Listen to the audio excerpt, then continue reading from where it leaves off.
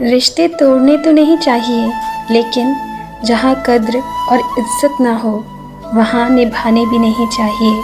वो इंसान कभी आपकी इज्जत नहीं करेगा जिसके आगे आप हमेशा झुकेंगे। किसी भी रिश्ते को कितनी भी खूबसूरती से क्यों ना बांधा जाए, अगर नज़रों में इज्जत और बोलने में लिहाज ना हो तो वो टूट ही जाता है।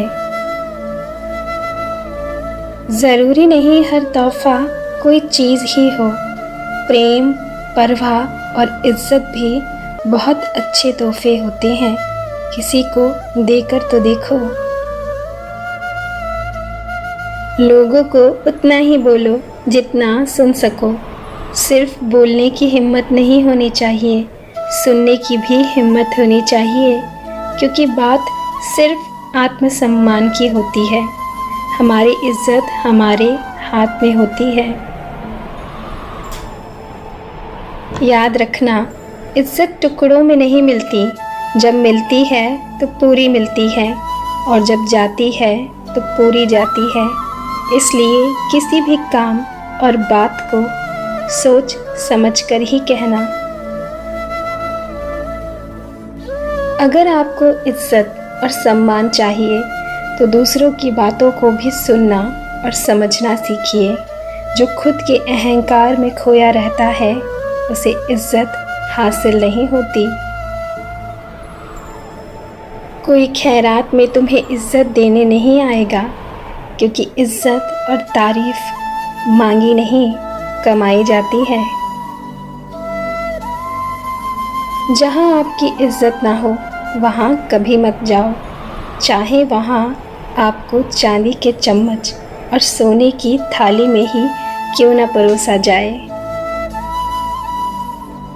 ऊंचा वही उठता है जो हल्का होता है, और इज्जत उसी की होती है जो दूसरों को इज्जत देता है।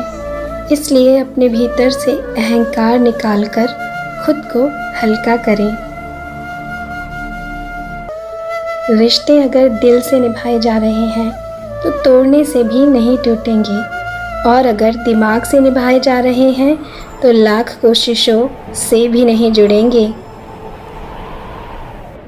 रिश्तों के बगीचे में एक रिश्ता नीम के पेड़ जैसा भी रखना, जो सीख भले ही कड़वी देता है लेकिन तकलीफ में मरहम भी बनाता हो।